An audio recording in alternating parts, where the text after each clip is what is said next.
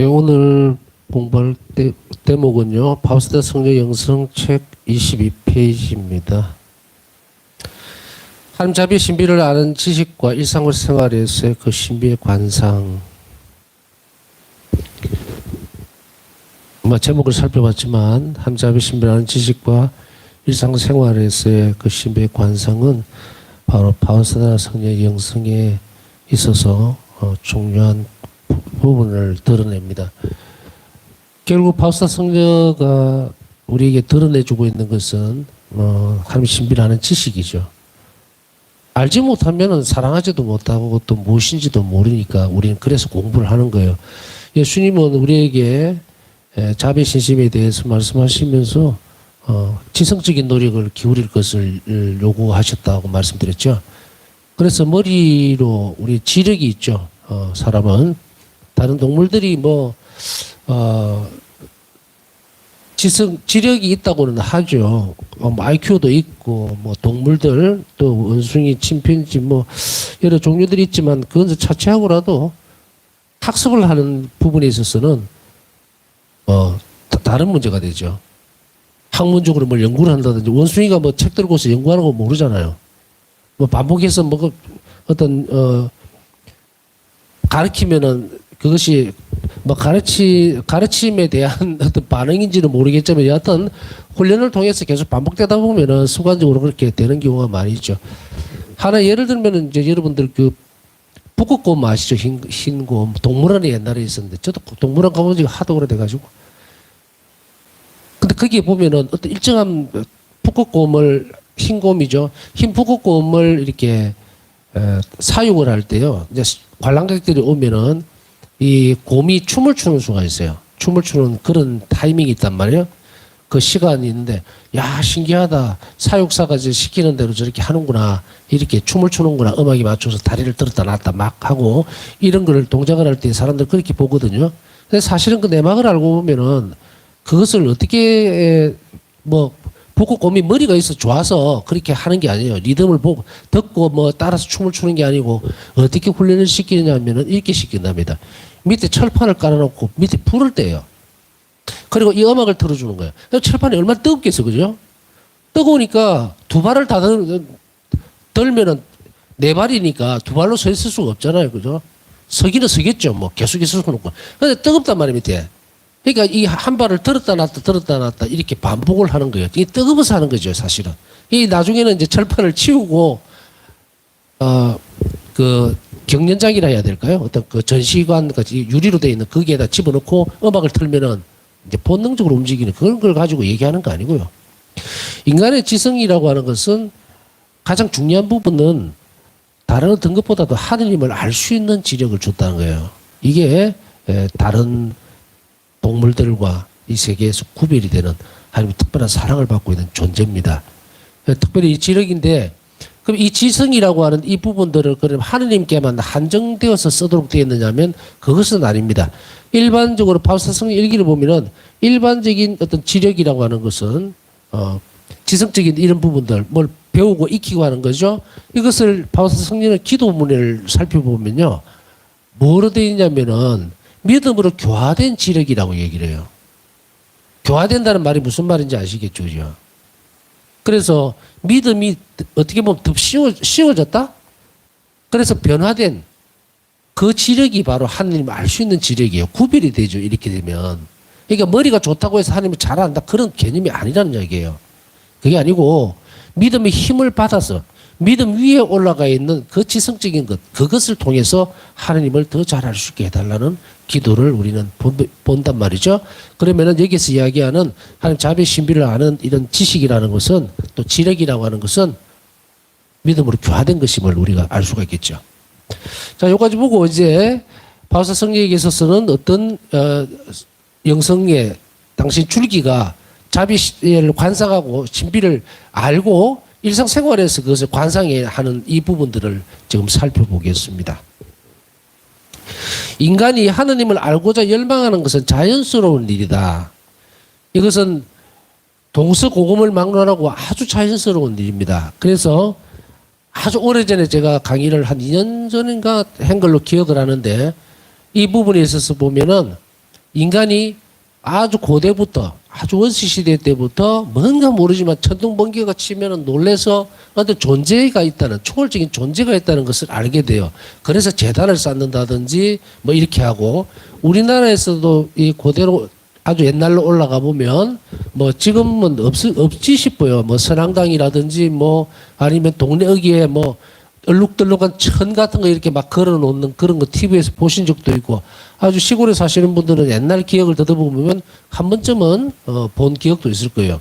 그래서 나무를 신성시한다든지 그렇게 해서 그것을 함부로 대하지 않고 또 거기에다가 온갖 천들을 이렇게 둘러싸면서 화려하죠. 그것이 이제 보통 보면 거의 비슷한 부류가 어딥니까? 옛날에 지금은 거의 찾아보기가 힘들죠. 옛날에 제 기억에도 보면은 무당집 앞에 근데 어릴 때 우리 집 옆에가 바로 무당집이었어요. 무당이었어요. 근데 거기 보면 대를 꼽아 놓는다 그러죠. 대나무를 꼽아 놓고 거기에 형형색색의 어떤 천들을 이렇게 감아 놓는 것을 볼 수가 있는데 그 왜 천을 왜 그런 식으로 하는지는 모르겠지만 여하튼 화려하게 꾸민다는 의미는 있겠죠. 그 형태가 보면은 이런 나무 같은 데다가 실성시되는 그런 의미를 부여해서 나무에다가 막 걸어 놓죠. 특히 이제 이런 나무들은 보면 신목이라 이래가지고 아주 수령이 오래된 나무를 이야기합니다. 거목이죠, 거목. 100년, 200년 이상 된 그런 나무들에게 이제 부여를 하는 거예요. 부여를 하는데 하여간에 어쨌든 간에 인간은 뭔가를 숨기고 싶어 하고 도움을 받고 싶어 하는 초월적인. 왜냐하면 인간의 한계를 알기 때문이죠. 보니까 뭐 세상을 들여다보니까 인간의 역사라는 게 계속 그렇잖아요. 아프고 병들고 죽고 정말 뭐 부자도 죽고 가난한 사람도 죽고 병 앞에서는 어쩔 수가 없고 죽음 앞에서는 평등하다는 것을 사람들이 느끼게 되다 보니까 이제 그 안에서는 자연스럽게 뭡니까? 머리로 뭔가를 숨기는 게 아니라 우리는 이것을 그리스도교적으로 볼 때는 이걸 영혼이라고 그러죠. 이 영혼이 하나님의 모상으로 창조됐으니 하나님 당연히 알아보게 되는 거예요. 이제 이것을 얘기를 합니다. 그리고 아이들에게 같은 경우에도 보면 어린 시절에 보면 아이들이 인형을 가지고 막 놀죠. 그 자연스러운 현상으로 다 받아들입니다. 그죠? 그런데 아이들은 이 인형이 살아있는 것으로 알고 있어요. 그래서 형태적으로 보면은 뭐 우유병을 가지고 그 우유를 먹이는 흉내를 낸다든지 하는 그것은 살아있다고 믿는 건데 이런 것도 정령신앙이라 그러거든요. 아주 고대 신앙들이에요. 그래서 뭔가에 사물에 영이 머물러 있다고 느끼는 거예요. 조그만 아이가 뭘 알겠습니까만은 그걸 느끼는 거예요. 그래서 간략하게 설명하면 하느님에게서 창조된 모든 인간들은 초월적인 존재를 찾아 나서는 이것은 단지 인간의 나약함 때문에 뭐 유추되어지거나 만들어진 게 아니고요. 사람이 존재에서 나온 거예요. 그래서 우리는 이걸 그리스도교적으로 해석을 할 때는 사람이 하느님 모상을 닮아서 창조됐기 때문에 이렇다라고 분명하게 얘기를 하지만 다른 그리스도교 이외에 다른 종교적인 어떤 형태에서 보면 그렇게 이해를 안 하고 있죠. 그냥 있는 거예요. 그냥.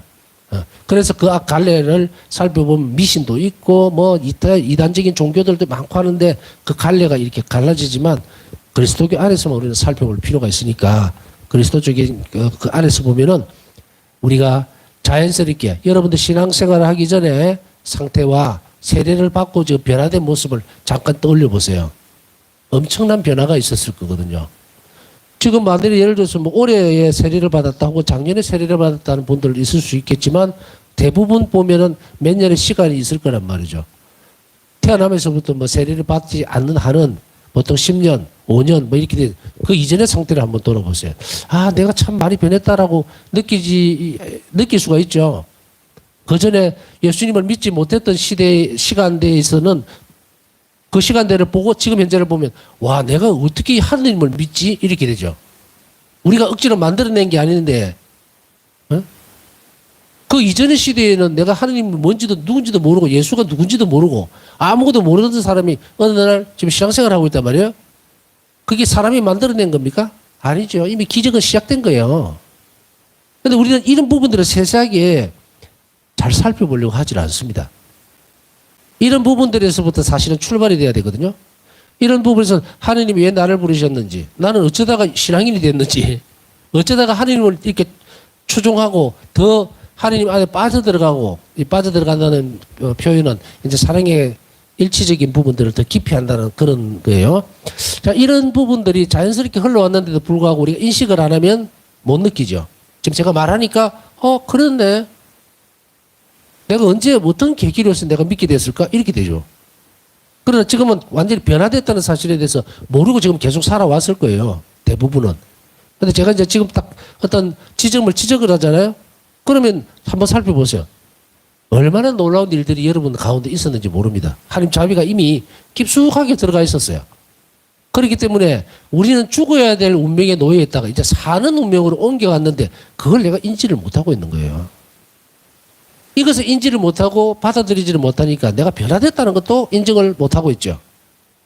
그래서 의식적이든 뭐든 간에 이런 부분들, 내가 하나님의 사랑을 완전하게 받아 있다, 늘 하나님 자비 안에 머물러 있다는 사실을 아는 사람과 그것을 전혀 생각도 없는 사람하고는 엄청난 차이가 이미 벌어지고 있는 거예요. 그렇기 때문에 우리는 이 점에서 보면은 하나님께서 자비롭다라고 하는 그 사실 자체를 이제 어떻게 인식하고 나갈 것인가가 중요한 부분이니까 조금 전에 지적해 주듯이 이제 하나님을 몰랐던 나와 지금 하나님을 알고 있는 나, 이거는 엄청난 차이가 있음에도 불구하고 내 삶에 별로 변화가 없다면 이것을 인식을 못해서 그런 거예요. 이제 점진적으로 일상생활에서의 하나님 자비 신비에 대한 관상이라고 하는 것은 바로 아주 작은 일상적인 일을 통해서 하나님 자비를 보는 거예요. 그것은 하나님 존재를 현존을 느끼는 거거든. 그럼 그게 계속 훈련되어져야 되고 그 다음에 하나님이 나와 함께 머물러 계신다는 것을 훈련을 시켜야 돼. 계속 내재되어 있는 하나님이 내가 인식할 끌어올려야 되는 거예요. 내가. 그래서 우리 영성체 하잖아요. 예를 들어서 영성체 오늘 주일이니까 미사들 갔다 오셨을 거고 영성체 하셨죠. 그런데 영성체 이후에 내가 예수님과 계속 먹고 활동하고 말하고 기도하고 했다는 그 인식을 가지고 움직인 시간이 몇 분 정도 됩니까? 30분만 돼도 대단한 거예요. 성체를 모시고 난 뒤에 예수님께서 내 영혼 안에 머무신다 라는 그 인식하에서 내가 사람들에게 대할 때도 또 생각할 때도 성화시키거나 혹은 예수님이 이 상황을 어떻게 받아들였을까 일치적인 부분들 계속해서 내가 인식해 나가는 그 부분들을 몇 분 정도 했느냐는 말이에요. 사실 일상생활에서의 하나님 자비에 대한 이 신비에 대한 관상은 쭉 가야 돼요. 24시간 1초도 없이. 바우스타 성녀의 영성의 마지막 끝부분에 가보면은 결국은 바우스타 성녀의 생의 마지막과 연결이 돼요. 바우스타 성녀가 돌아가시는 그 시점 1938년도에 돌아가시는 그 시점에 이르렀을 때 보면 완덕에 이르러 있거든요. 완덕에 이르렀을 때 바우스타 성녀는 뭐라고 고백을 합니까? 이제 나는 단 한시도 하나님과 예수님과 떨어져 있지 않다라고 얘기를 하죠. 그래서 바람만 불어도 그 바람 안에서도 하나님 자비의 숨결을 느낄 수 있을 정도까지 되었단 말이죠. 이게 24시간이죠. 바우스타 성녀의 영성이라고 하는 것은 그 결과물이 그거란 말이에요. 그러면 바우스타 성녀 이 땅에서부터 이미 예수님과 완전히 하나가 돼서 24시간 모든 활동들을 했는데 바깥에서 다른 사람이 이 성인을 봤을 때는 아무 표가 안 나요. 놀라운 일이죠. 어떻게 표가 안 날 수 있을까? 하나님과 일치는 침묵 그리고 어떻게 보면 세상과의 단절이란 말이에요. 단절이라는 것은 나쁜 의미가 아니에요. 하나님 안에 완전히 들어가 버린 상태. 그러면서도 동시에 우리는 어떤 생각을 하게 되냐면 완덕이라는 것, 높은 덕성, 완전한 덕성에 이르게 되면 그냥 정신없이 정신줄을 놓는 것 같이 하나님한테 늘 젖어 있는 타로라고 착각을 해서는 안 돼요. 타로는 일시적인 선물이고 현상이거든요. 근데 이게 타로이라는 이 부분에 있어서도 보면은 타로는 아주 짧은 순간에 일어나는 현상, 하나님께서 주시는 거지만 이게 또 관상하고는 또 차이가 난다고요. 이제 관상 생활에 대해서 얘기를 하는 부분들에 있어서 그래서 어떤 때는 이게 섞여서 나더랍니다. 바다 성녀는 당신 자신이 완전히 이 세상에서 분리되어 있는 듯이 느낄 때, 이런 때, 그 다음에 주입관상, 정신을 완전히 잃어버리고 하느님 완전히 신비 안에 황홀경 안에 완전히 젖어버리는, 그래서 시간이 어떻게 돌아갔는지 언제 미사가 끝났는지 어떻게 뭐가 돌아갔는지 전혀 인식하지 못하는 그런 상태들. 이런 상태들이 가끔씩 있기는 했어요. 있기는 있었지만 관상의 어떤 본질적인 부분은 모든 일에서 하나님 손길을 느끼는 거예요. 하나님 자비를 느끼는 것. 알아내는 것. 이것은 이 땅에서부터 우리가 해내야 되는 몫인데 바우사 성녀가 만일가 아니고 바우사 성녀는 당시 살아있을 동안에 이 지점까지 갖고 우리 전부를 이리로 데리고 가려는 거예요. 우리가 바우사 성녀 영성을 배우는 것은 참고적으로 내가 갖고 있는 신앙생활에 말 그대로 반찬 몇 개 얹듯이 요건 참고를 해야 되겠다라고 하면은 실패한 거라 이 말이에요. 우리가 바우사 성녀의 영성을 살아가는 것은 한 자비 신심을 살아가는 거고 자비 신심을 가진 사람들은 이 부분들을 분명히 해야만 한다.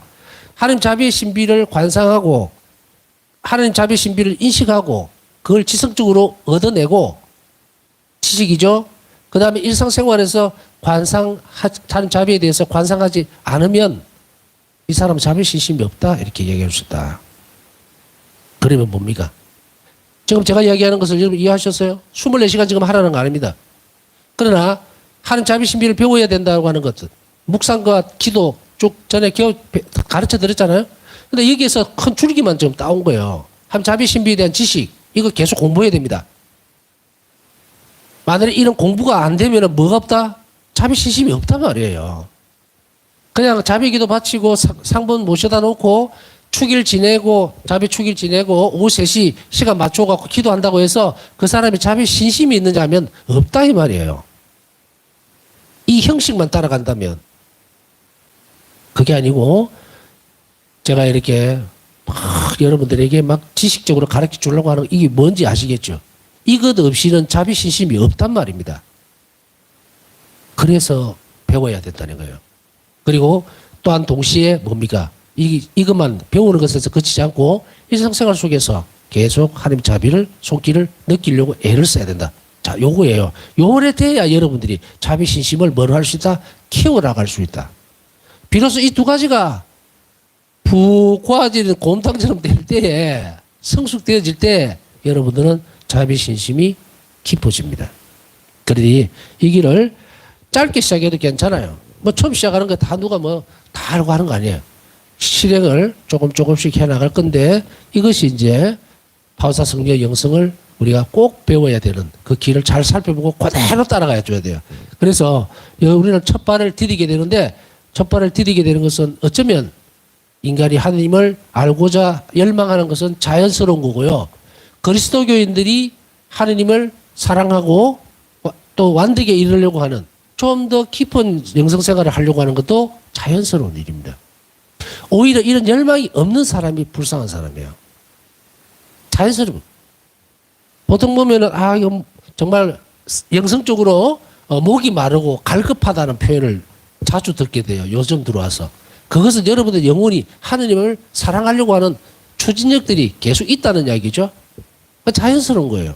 근데 그걸 채워주지를 못하니까. 이것도 갖다 부어보고 저것도 갖다 부어보고 이러다가 이것도 저것도 안 되니까 얕은 물에서 고기가 살 수 있습니까? 없거든요. 고기는 본능적으로 자꾸 깊은 물을 찾으려고 하는데 그게 안 되죠. 그래서 이것이 점점 커질 수 있도록 하는데 첫 단계에서 이 현상은 아주 자연스러운 거라는 거예요. 그러나 두 번째는 자연스럽다고 해서 모든 것이 끝나는 것은 아닙니다. 두 번째는 제가 말씀드렸던 그 영역 안으로 쭉 들어오도록 연습을 계속해서 나가야 되는데 아까 부탁드렸던 말씀 기억하시죠? 바우사 성녀는 성녀니까 24시간 그랬지만 나는 한 2시간만 해도 된다. 절대로 안 된다. 그것은 무슨 말이냐면 천국에 2시간 가 있고 연옥에 22시간 가 있겠다는 이야기가 똑같아요. 그러고 싶습니까? 이렇게 말하면 아니요 이러죠. 절대로 연옥은 쳐다도 안 보고 싶고요. 절대로. 그렇다면은 바우사 성녀의 이 길이 지금부터 배워나가는 이 길이 완전히 익혀질 때까지 최선을 다하는 것. 그것이 여러분이나 제 모습이어야 돼요. 그래서 제가 말씀을 드리는 겁니다. 뭐 반찬 얹듯이 바우사 성녀 영성도 그러려니 했다가는 우리의 삶이 끝날 수가 있어요. 하나님에게서 멀어져 버린다는 이야기예요. 제가 가끔씩 이야기 표현을 쓰면서 하나님하고 멀어지면 어디로 간다는지 아시죠? 하나님의 자비는 우리가 어떤 누구도 여러 개 갔다가 오기를 바라지 않습니다. 천국으로 다 가야 합니다. 그러니 여러분들이 충실하게 그리고 면밀하게 신앙생활을 잘 살펴보면서 충실하게 실천을 하셔야 됩니다. 자, 그러면 좀 더 살펴봅니다. 인간은 그분의 모습대로 창조됐기 때문이다. 창세기 1장 26절 참조하시면 되는데요. 우리의 모습을 닮은 사람을 만들자 해서 만들어진 그 사람은 아까 앞에서 설명드렸으니까 더 설명 안 드리겠습니다. 왜 하나님 알고자 열망하는가? 그것은 뭐 이런저런 이유를 딴 데서 찾을 필요 없고 그리스도기로 봤을 때는 하나님 모상을 닮아서 창조되었기 때문이다. 세상이 창조된 때부터 하나님의 보이지 않는 본성, 곧 그분의 영원한 힘과 신성을 조물을 통하여 알아보고 깨달을 수 있게 되었습니다. 로마서 1장 20절. 창조된 때부터 하나님 보이지 않는 본성, 다시 얘기하면 그분의 영원한 힘, 초월적인 힘과 그리고 신성은 조물을 통해서, 조물이 뭔지 알죠? 창조물들이 있잖아요. 자연을 보고서 우리는 창조주를 알아보게 된다. 이걸 어떻게 표현하는가? 꽃이 있으면 뭐가 창조물이 있으면 주인이 있을 거 아니야, 만들어진 사람이. 하늘에 갑자기 뚝 떨어진 건 아무것도 없어요. 우리가 세상 사는 경험으로 받아 알잖아요. 여러분들 시장에 갔을 때 호떡을 받아. 그 누가 만들어서니까 있을 거 아니에요. 당연하죠, 그죠? 지나가다 항아리를 하나 보면 이 도공이 만드는 거잖아. 이거는 다 안단 말이에요. 그런데 유독 하느님에 대해서만큼은 사람들이 이것과는 다른 경험으로 보려고 하는 시도를 하면 안 돼요. 그래서 출발은 아주 단순합니다. 있으니, 존재하니 창조한 분이 있을 거라는 것은 분명한 사실이잖아요, 우리 안에서. 그래, 거부할 사람 아무도 없는데도 창조주에 대해서 거부를 하는 사람이 있죠. 근데 우리 그런 거 관심 없고. 여하튼 그래서 이 들꽃 하나도 또 이 모든 세상 만물의 모든 것들도 바로 누구를 위해서? 창세기 보면 인간을 위해서요. 우리를 위해서. 자, 약간 뒤집어서 생각해 볼까요? 여러분들이, 저는 여기 이제 살면서 밖에 나가면 꽃이 많은, 들꽃도 있고, 백합도 피고 많아요, 꽃이. 만일 이 세상에서 꽃이 하나도 없다면은 어떤 느낌이 들까요? 사막에 지금 산다고 생각하면. 진짜 삭막하겠죠. 우리는 어떤 때는 새가 지나가는, 그러니까 새가 울어대는 그 울음소리만으로도 참 평화로운 느낌을 탁 받을 때가 있죠. 위로를 받을 때도 있고. 그러니까 이 조물, 이렇게 세상 창조물 안에서도 하나님 손길이라는 것은 뭡니까? 나를 위해서 만들어진 거거든, 사람을 위해서. 그러니까 그 손길들을 느끼는 것이 존재시키는 거예요. 하나님 자비를 안다는 것은 바로 그 창조주께서 나를 위해서 이렇게 안배해 주셨다라는 것을, 그것을 느끼고 받아들이기 시작하면 존재가 되는 거예요. 그게 내 안으로 들어와요. 그냥 지나가면서 꽃 있네. 그냥 그대로 있는 거, 물 참 맑다. 그냥 끝. 이런 과정, 이렇게 신앙생활을 해버리면 하나님하고 나하고 아무것도 없어요. 여러분들도 마찬가지잖아요. 관계의 문제거든요. 내가 꽃을 보고 창조주 하나님께로 시선을 돌리도록 이것은 만들어져 있어요. 모든 것들이 그리로 다 가게 되죠. 그래서 이 꽃이 바로 하나님의 아름다움을 드러내는구나라고 연결이 되어지면 그쪽으로 계속 가야 돼요. 이렇게 창조가 된 목적이 그거예요. 끊임없이 모든 것들을 통해서 하나님을 보는 것. 근데 이게 원죄가 들어오면서부터 엉망진창이 되어버렸죠. 사람은 시선을 하늘로 두지를 못하고 땅으로 계속 내려가는 거예요. 이것을 세례를 통해서 보면, 세례 성사를 통해서 이제 우리 원죄가 덜려지죠. 그러면 이게 세상 만물이 가지고 있는 의미 자체가 이제 다시금 바뀌게 되는 거죠. 이게 하나님의 창조에 의해서 이루어진 자비로운 사업이었다는 것을 알게 됩니다. 로마서 1장 20절라는 바오로 승인의 말씀처럼 하나님께서는 당신을 알고자 하는 인간의 열망을 성취해 주셨다. 그래서 어떤 곳에서는 지식적으로, 또 어떤 곳에서는 좌우를 둘러보는 이 세상 가운데에서도 모든 것을 창조주 하나님을 드러내는 것으로 창조가 됐다는 것을 인지하는 것, 그것이 가장 중요한 일입니다. 하나님에 대한 이러한 지식, 그분의 눈에 보이는 업적들을 바탕으로, 이 업적은 뭡니까? 세상 창조예요. 그것을 하나님의 업적으로 보고 경배드리지 않으면 하나님 위대하심을 알 길이 없어요. 하나님이 위대하다 그러는데 왜 위대합니까? 하나님 초월적이고 정말 절대적인 존재, 선하심이고 아름다움이시라고 하는 것을 무엇으로 우리가 알아낼 수가 있어요? 뭐 대화를 하면서? 아니면 상본에 드러난 예수님 참 아름다우십니다. 그렇게 해서 하느님이 아름답다고 느낍니까? 아니에요. 세상 모든 창조된 모든 존재들이 전부 하느님의 아름다움과 거룩함과 이런 것들을 다 드러내죠. 그래서 우리는 이런 생각도 해보죠. 여러분들이 시간 나면 별이나 달을 한번 쳐다보세요. 무슨 생각이 듭니까? 아, 달도 밝다. 이 생각이 납니까? 어떻게 저렇게 엄청난 달의 크기, 그죠? 저게 왜 내 위로 안 떨어지고 저렇게 붙어 있지? 저기 하늘에? 그 생각 안 해보셨어요?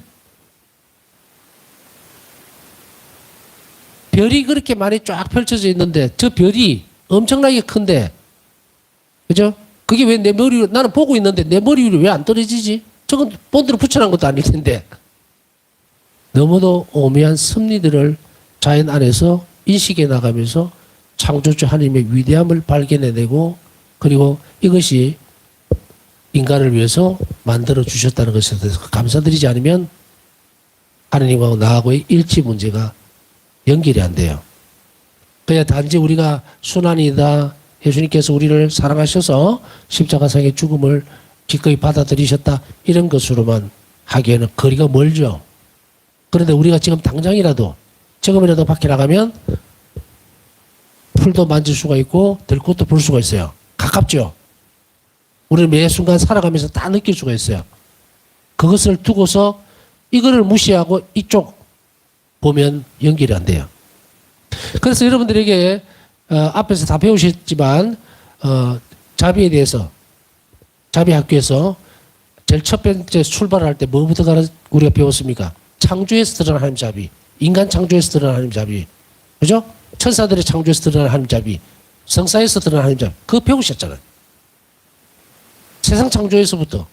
이제 세상 창조라는 그에서 드러난 하나님 자비를 우리 어디로 가야 돼요? 밖으로 나가야 되겠죠? 세상에서 오늘은 지금 캄캄해서 못 나갈 거고 내일이라도 나가면서 들꽃을 보고 세상을 보세요.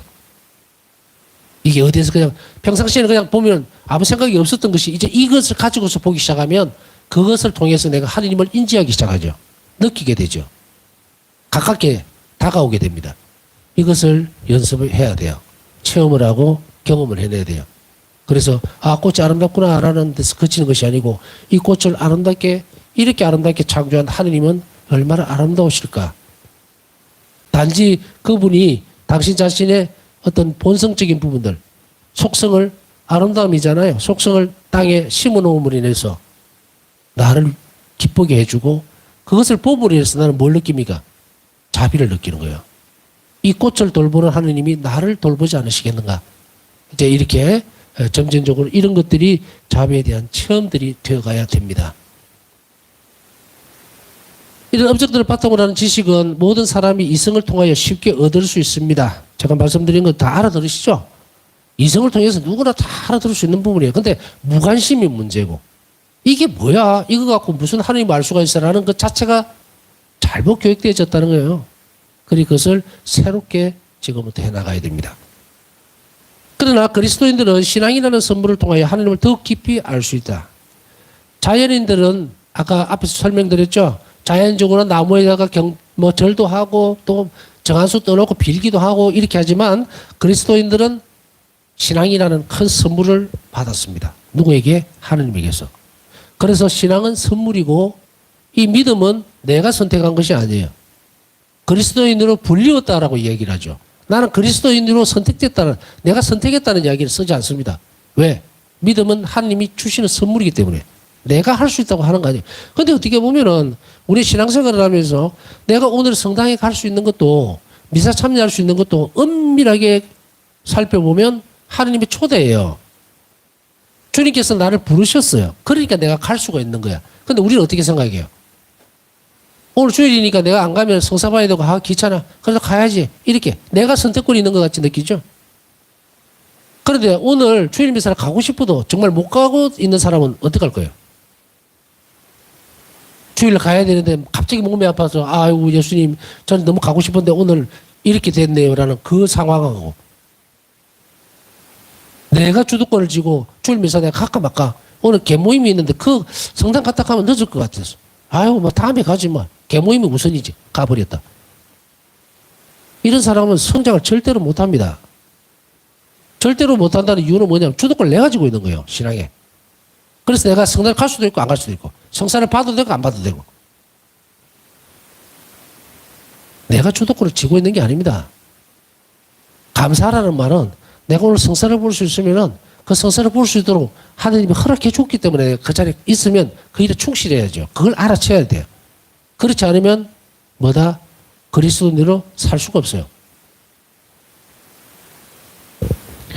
하나님께서는 넘치는 사랑으로 친구를 대하듯이 인간에게 말씀하시고 인간과 사귀시며 당신과 친교를 이루도록 인간을 부르고 받아들이신다. 하느님의 계시에 관한 교의 현장 2항.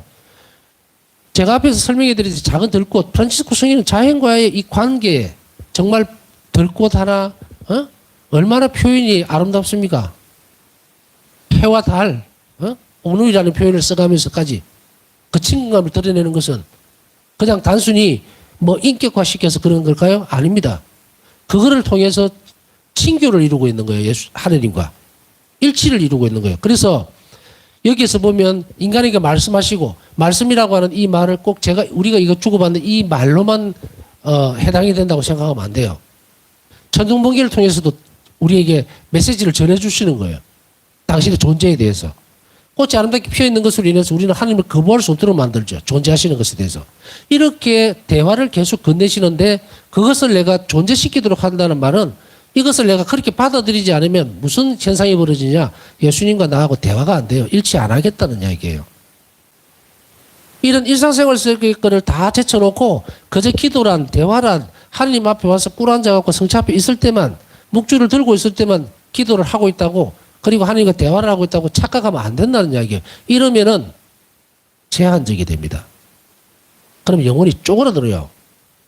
이러면 이런 영혼들이 개방성, 앞에서 설명해 드렸던 그런 자연과의 모습들 가운데서 하나님과 친교를 이루는 그 존재하심을 계속 연습하지 않으면은 큰 제목에서 얘기했듯이 일상생활 속에서 한 자비에 대한 신비를 관상할 수가 없습니다. 그렇기 때문에 이 부분들을 우리가 충분히 인지해야 돼요. 그래서 세상 만물, 일상적인 모든 일들은 바로 하나님께서 나에게 대화를 건네시고 친교를 이루자고 부르시는 거라고 인식을 해야 된다는 이야기입니다. 그렇게 전기를 시켜야 돼요. 계속. 이것이 하나님 계시에 관한 교육 현장이에요. 계시는 뭡니까? 하나님께서 열어 보이는 거죠. 당신이 누구시며 창조물 이거는 이 피조물은 내가 만들었다. 너희를 위해서 이 아름답게 세상을 창조한 것은 내 본성이다. 내 속성이다. 내가 아름다운 존재이기 때문에 그 아름다움을 표현해냈다. 그런데 피조물이 사람이 그걸 알아줘야 되죠. 그게 하나님의 자비를 찬미하는 겁니다. 그러니까 우리가 노래라든지 기도라든지 성체조배나 아니면 기도 생활이라든지 전례 이것만으로 하나님과 일치를 이룬다는 생각을 하면 그 영혼은 높은 단계로 올라갈 수가 없어요. 그래서 바오사성녀의 영성에서 아주 낮은 단계에 불과합니다. 자, 우리는 큰 선을 봤습니다. 이제 이런 것을 계속 연습함으로 인해서 다음 단계 이렇게 천천히 나아갈 수가 있습니다. 너무 조급하게 보면서 아유 왜 저 무슨 말이야라고 할 필요는 없어요. 아주 쉬운 말을 하고 있습니다. 천천히 이 부분들을 연습하고 또 오늘 배웠던 것을 내일 아침에 눈 떠서 출근할 때 아우 월요일날 정말 지겨워 할 것이 아니고 오늘 하루를 새롭게 열어주심으로 인해서 나는 내 눈 안에 들어오는 또 혹은 만나야 될 많은 사람들 안에서 하나님 자비를 어떻게 체험하고 실현하도록 그렇게 나에게 요구하시는가 나에게 부탁하고 계시는가 그것을 살펴본다면 삶이 매일 바뀌게 된다는 것을 한번 우리는 잘 알아들어야 됩니다. 남은 시간 묵상하면서 우리가 하나님 자비의 신비를 일상적인 삶 속에서도 잘 발견하고 실행할 수 있도록 그러한 은총을 정하면서 남은 시간 묵상합시다.